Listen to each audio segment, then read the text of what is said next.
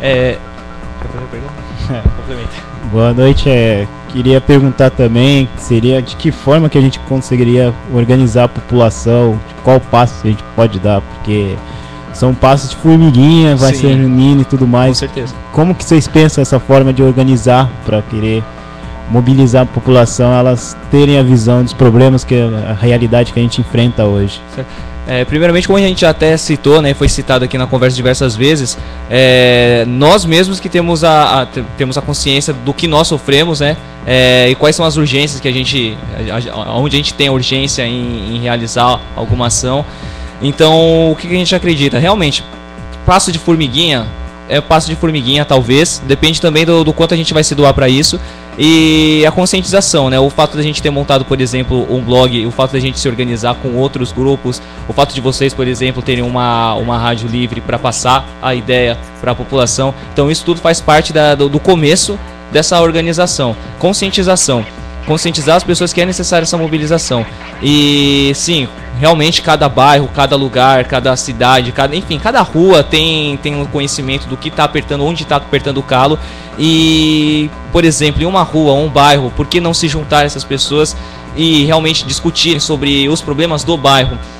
Através disso, o que é a democracia representativa e o que é a democracia direta, né? A nossa participação na política. A democracia representativa é justamente você delegar o seu poder a alguém que vai decidir o que vai fazer.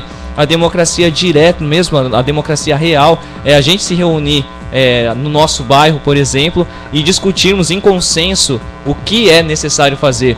Se for necessário que alguém desse bairro passe a ideia para alguém de um outro bairro, por exemplo, a gente pode delegar, vamos dizer assim, essa tarefa para alguém. Esse alguém não é um político profissional que vai ganhar para isso. É uma pessoa que todo o consenso decidiu que ela pode passar essa ideia, a ideia do consenso, do grupo de bairro, do coletivo, para o próximo coletivo, do outro bairro, por exemplo. E essa pessoa que foi delegada para passar as ideias do coletivo, ela não é um político profissional. Então ela pode ser revogada essa tarefa dela a qualquer momento quando o consenso decidiu. A ideia do federalismo, a ideia da representatividade, da Assembleia manda e o representante obedece aquilo que a Assembleia delegou, aquilo que a população delegou. E não como é hoje a democracia representativa, onde o candidato fala: vote em mim porque eu vou ajudar a Zona Noroeste, vou ajudar aqui a Vila Margarida. Então todo mundo vota no cara, mas se o cara quiser ajudar a praia, ele vai ajudar a praia e foda-se a Zona Noroeste. Tudo bem que ele pode, na outra eleição, ele pode não se eleger, né? Porque ele não voltou os olhos para lá, mas a coisa que nem ele faz o que ele quiser, porque é um conceito individual que ele tá hoje em dia. Se a gente tivesse uma outra forma de democracia, poderia ser diferente. Outra coisa que assim, a gente pode olhar as questões, pô, legal, sabe? A gente se organiza, assim. Mas e aí, como funciona em grandes questões, tipo, uma grande cidade como São Vicente, assim, tipo, porque quer que não, é uma cidade grande para uma organização horizontal, assim. Só que assim, se a gente vê bem, até a própria organização hierárquica, ela precisa dividir em subespaços. Tanto é que você tem as subprefeituras para cuidar de determinados lugares. O federalismo, ele tem essa ideia também de você diminuir as pessoas para que todo mundo possa ter voz. Ou seja, a questão que o Mal falou assim, do federalismo, que é você ter um coletivo e daí você ter um delegado, assim, só para passar a informação que esse delegado, ele não vai ser um profissional, ou seja, ele não tá lá para trabalhar, é uma vocação, uma coisa que ele faz por prazer. Ele faz porque ele tá se doando a esse ato. E a questão é porque ele tem conhecimento também da necessidade dele e dos outros, como nós temos conhecimento das nossas necessidades. Então o que a gente faz pela política, o que a gente faz para melhorar, a gente tem a consciência, a plena consciência de que é necessário realmente tomar uma posição quanto a isso, né? Então, aí, e voltando nessa questão, por exemplo, aqui no México 70 você poderia dividir em algumas áreas, organizar o pessoal para uma assembleia, o que é uma assembleia? Uma reunião, onde as pessoas vão lá, todas têm a mesma voz, ninguém se sobrepõe a ninguém, e aí a questão, por exemplo, você tem um encanamento furado que pode ser resolvido localmente, então você não precisa de um delegado para ir para outros lugares para falar sobre o problema. Você pode resolver todo mundo ali diretamente. Essa questão da ação direta que a gente fala também nas propagandas da ideia, né, das ideias de libertação. A questão de você ter essa ação direta é o que? Você não precisa, por exemplo, hoje, se você tem uma assembleia de bairro, apesar de não ter ninguém hierarquizado nessa assembleia, você precisa ir até o intermediário, que seria o Estado, para resolver aquele problema de um encanamento furado. A questão é, se você tem uma assembleia de bairro onde não tem hierarquização e nem o intermediário, você vai diretamente e resolve. Se é algo que está afetando mais de uma zona do México 70, hipoteticamente, do México 70, você vai lá, conversa entre as zonas, e aí você pode fazer tanto isso com uma assembleia com mais pessoas, se o número de pessoas não for afetar a oportunidade de todos falarem. Se for afetar, você pode delegar uma pessoa para levar essa informação. E a função desse delegado é exatamente apenas levar essa informação, ou seja, ele não tem nenhum, e trazer a informação, ele não tem nenhum poder de decisão pelos que ficaram, e não tem nenhum poder de decisão pela outra parte. Ou seja, é uma forma de você reduzir para você melhor gerir, e gerir em pequenos espaços. Lógico, nós não somos super-heróis de conseguir mudar tudo, mudar o mundo. A gente precisa de Estados Unidos, e até mesmo nos Estados Unidos a gente precisa de um espaço pequeno para agir e tudo mais. E essa é a ideia. Hoje acontece isso em um sistema estruturado em uma hierarquia. Por quê? Porque é difícil mesmo gerir espaços grandes. A gente precisa ter essa consciência de que a gente não precisa ser hierarquizado, a gente não precisa ter ninguém decidindo pela gente, a gente não tem ninguém melhor que a gente para decidir os nossos problemas, para decidir um problema que afeta diretamente a gente, até porque o cara pode ser um doutorado da USP, mas ele não sabe o que é ter a casa alagada. Ele não tem essa noção, a casa dele nunca foi alagada. Você que tem a casa alagada, você tem essa noção, entendeu? Então você e as pessoas do seu bairro podem se juntar para decidir algo melhor para resolver esse problema sem precisar externalizar para alguém superior a você, assim. E essa pessoa também não existe, assim. Eles só se colocam nesse lugar, mas eles não são superiores, eles nunca viveram seus problemas, nunca vi nenhum político que passou por ter a casa alagada. São parentes, assim, né? Na verdade não é nem eles que se colocam lá, né? É a gente que tá colocando. Então vamos abrir o olho, ao invés da gente colocar eles no poder, porque que a gente não pensa em um outro jeito, né? Justamente o voto nulo é o começo disso. Só falar rapidinho, o Márcio parece que tá com uma opinião ali na internet para falar, mas só para colocar uma questão, que é uma questão assim que eu também sempre me pergunto, né? Daí eu coloco para pedir a opinião de vocês também, para conhecer a opinião de vocês, mas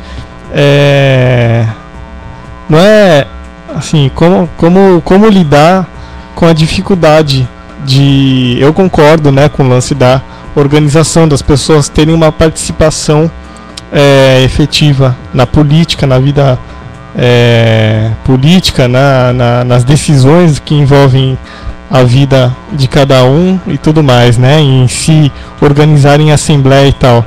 Mas o que eu me coloco, né, em questionamento, e são discussões também que a gente sempre faz em grupo e tudo mais, e que eu acho que é bem complicada, é como competir com a comodidade de alguém poder decidir, alguém poder fazer por a gente, até a esperança, né, de alguém poder resolver os problemas por nós mesmos, por nós, né, resolver o problema por nós, já até que a gente tem tão pouco tempo para fazer outras coisas que não trabalhar, né?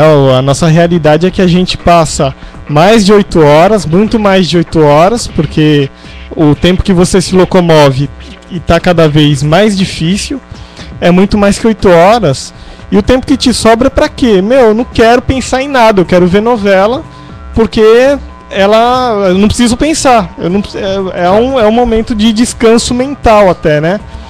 E então, como conciliar esse nosso cotidiano com a prática de fazer política, né? Então acho que não sei também se cabe aprofundar isso daí, mas eu acho que é um questionamento interessante de fazer, porque eu acho tudo isso né? Eu concordo com tudo isso que vocês falaram, organização em assembleias, federalismo e tal, maravilha, mas como fazer o trabalho de base de forma que fomente o esforço para essas pessoas, além de se sacrificarem para o pão de cada dia, que é um sacrifício mesmo, também terem tempo, arrumarem tempo, disposição para poder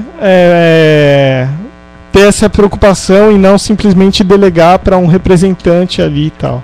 É que realmente é uma tarefa demorada, né? Que realmente tem esse comodismo das pessoas, mas o ativismo, né? Nós como ativistas também, nós não ficamos só, por exemplo, na panfletagem, nas passeatas e no blog, no ativismo na internet. A nossa própria vivência já é um ativismo, a forma como a gente lida com o próximo já é um ativismo.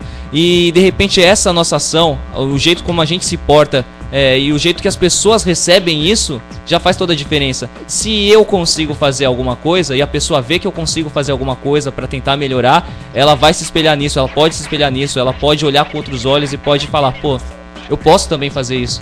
Então a atitude que a gente leva, sabe, a vivência que a gente tem também é fundamental, porque a gente não pode só falar, né? A gente tem que viver o que a gente fala, a gente vive, a gente acredita. E eu acho que quando a gente acredita, quando a gente faz acontecer, as pessoas podem olhar isso e refletir sobre isso, e isso pode refletir nas pessoas. Só o Márcio fazer a pergunta, acho que tem alguém. Não é pergunta, é mais uma opinião. O Cadu aí que estava acompanhando, por coincidência também tem muito a ver com isso que a gente acabou de discutir. Ele comentou aí que as exposições todas durante o debate estão perfeitas e, na opinião dele, né, a campanha pelo voto nulo tem que ser algo interdisciplinar e afetar todas as áreas das nossas vidas, pois é apenas um dos desdobramentos da luta contra o capitalismo. É socializar todos os espaços, a começar por conversar com a velha da padaria e o cobrador do ônibus, consumir e difundir informação engajada, usar cada canto da cidade do jeito que nos der na telha, da mesma forma que os candidatos agora o fazem.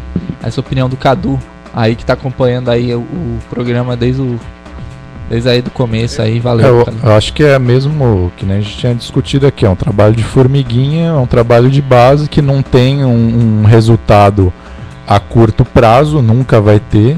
A história da mobilização dos movimentos sociais é assim, né? Assim, a Revolução Russa, a Comuna de Paris não surgiu do nada, assim, as pessoas decidiram, vamos nos rebelar e vamos derrubar esse governo. Não foi assim, é um trabalho de centenas de anos, né, de exploração e tal, que com uma organização ali, outra ali, vai formando um bolo, né, como o pessoal anarquista agora da América Latina chama. O anarquismo, ele tem que ser o fermento do bolo, né, para fazer o bolo crescer, e não ser uma vanguarda, e não ser lá o marinheiro, o capitão do navio que vai manejar ali o barco para dizer qual é a direção que tem que seguir. Não. O anarquismo e todos os militantes que estão envolvidos, né, nem que sejam não propriamente anarquistas, mas que defendem a ideia libertária, né, é que isso seja construído de baixo para cima, né, seja construída pelas populações que são exploradas, né. Aqui, então, Fernando, só outra coisa, o Cadu acabou de dar outra opinião, né, nessa questão de resolver o problema por nós. Tem, além da exaustão de ser um ser produtivo, cabe lembrar a influência do catolicismo com a providência divina.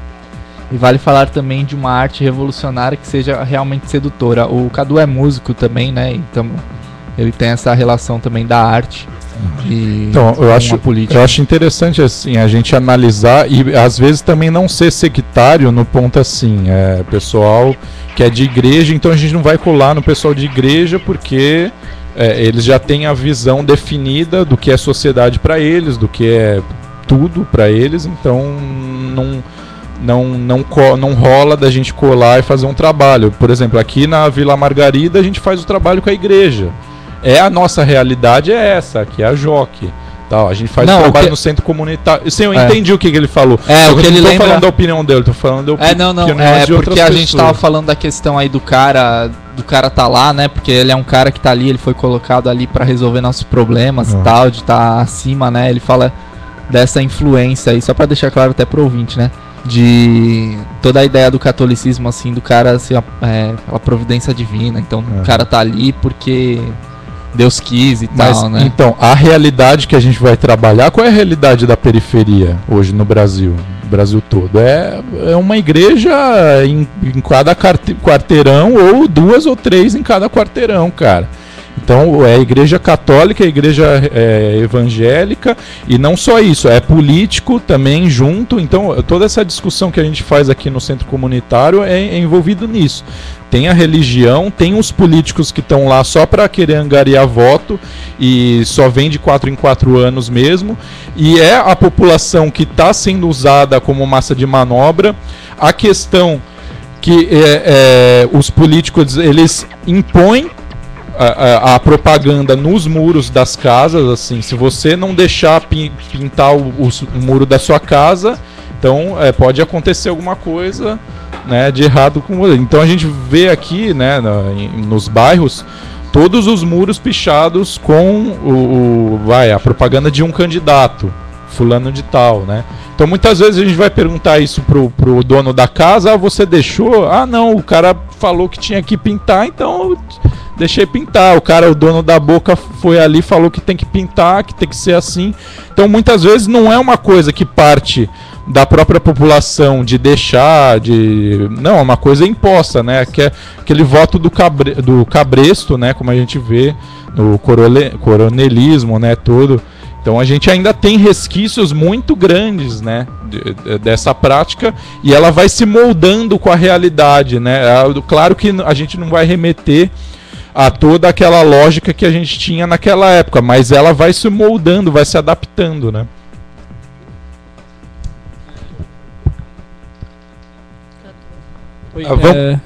Depois que ele falar, então... Então, Cadu, a gente tem, tipo, no começo dessa ideia dessa ação do voto nulo, a gente tinha uma ideia também de fazer um terrorismo poético, né? Foi daí que surgiu, foi daí o começo até da gente tá se unindo aí pra falar sobre voto nulo, discutir essa coisa de política além do voto.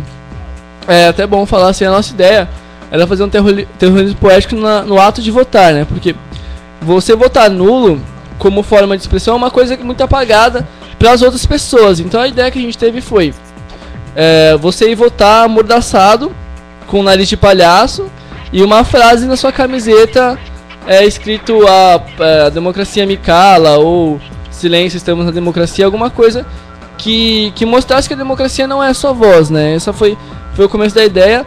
E levando para outra questão que o Fábio tinha falado, da outra forma de política, né? A segunda parte desse terrorismo poético, as pessoas se unirem na frente da prefeitura da sua respectiva cidade para discutir justamente política, voto nulo, política além do voto, outra forma de política, outra campanha e tudo mais.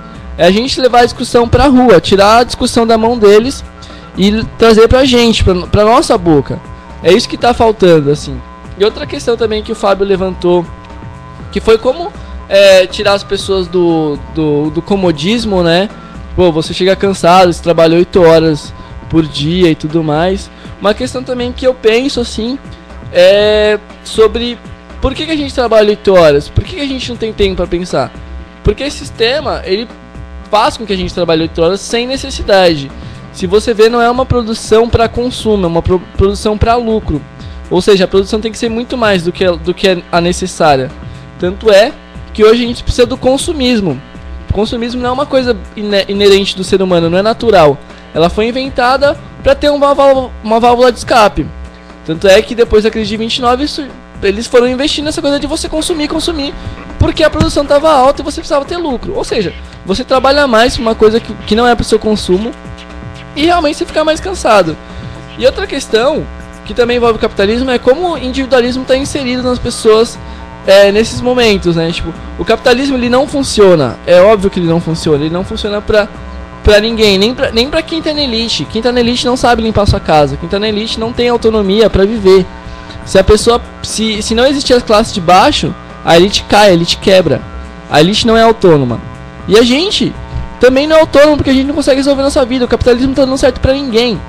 Ou seja, a partir do momento que você consegue esquecer que você comprou uma TV de tantas polegadas pra assistir e começa a pensar no seu companheiro que tá sofrendo embaixo de um viaduto, você não consegue mais viver acomodado no capitalismo. Eu não consegui. Muitas pessoas, tipo, se incomodam. E aí que a gente vai propagar a forma de luta. Formas de luta aí. Eu acho também que o importante é a gente refletir a forma como o capitalismo estimula que a gente pensa política, né? A gente tem uma ideia de que a política é uma coisa muito... não tem nada a ver com o nosso cotidiano. Pelo contrário, né? Tem tudo a ver. Tipo, o privado é político, né? A política, ela faz parte de todo o nosso cotidiano. Eu acho que isso é importante. A gente pensar que sim, a política faz parte da nossa vida cotidiana e pensar em outras formas enfim, de atuar politicamente, como incentivo à autogestão, incentivo à autonomia. E eu acho que isso é importante, que pode se dar através de uma outra forma de se pensar a educação também, né? Não só a política, como a educação. Bom, galera, a gente vai dar um intervalo agora, né? Depois a gente volta para as considerações finais, né? Encerrar aqui. Então, vamos lá, galera. 89.5, Rádio da Ju.